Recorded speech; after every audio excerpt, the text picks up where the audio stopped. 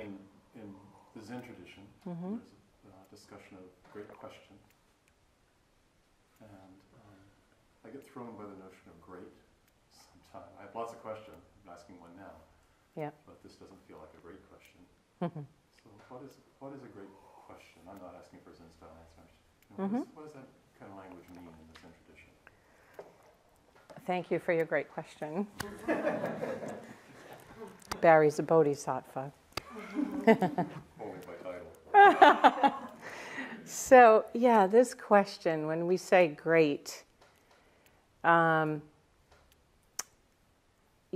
it's sort of like that deeper question about what is this?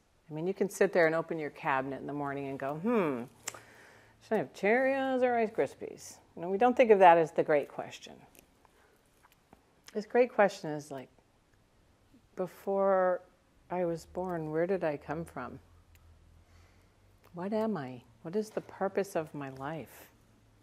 When I die, where do I go? Right? That's more our fundamental human condition. I love this guy. His name is Mullah Nasruddin. He's a Sufi master. And one day he was sitting in the marketplace. There's all these really funny stories about this guy. I wish I would have met him. So he's sitting in the marketplace, and he's got this giant basket of flaming hot, like burn your brains out, red peppers. Just horribly hot, the kind like one little dot of it you would just choke to death. And he's just sitting there chomping on them, right? Just chomping on them, and his eyes are watering, his face is burning, he's almost crying, he's sweating, and he's just dying, gasping, and his students are like, Mullah, what are you doing? And he looks up with the tears coming down his face. He says, I'm waiting for a sweet one.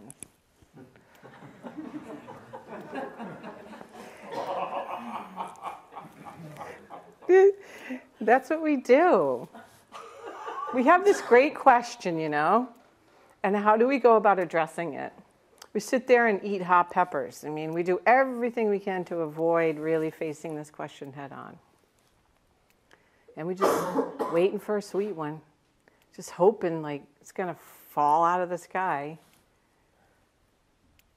I know I personally, and you can always talk from your own experience, but what I have learned over the years is that whatever I experience is almost universal to everyone else. We all have the same experience. And, so I think we all get the question. And it's tugging at us. It's knocking on the door of our soul, like it's an important thing. It's the most important thing because everything else is then random if this is not addressed, right? It's just very random. Oh, I'll go this way or I'll become that or why?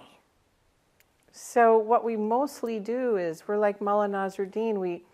We run away from the question because it's very disconcerting to us. We don't know how to handle it. We don't know how to address it. So we're like, it's kind of just do that another time. And then we go on the internet or we eat something, hot peppers, or we fill up our life with all this busyness.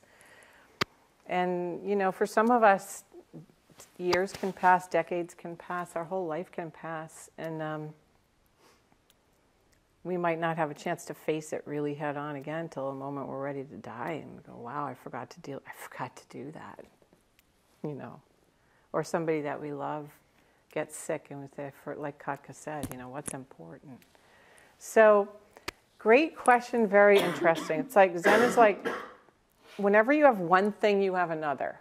So, if you have a question, by definition, you have an answer. It's like two sides of a coin. So, our teacher once, somebody asked him, Santini, what is the purpose of your life? That's like the great question. And he said, to find the purpose of my life.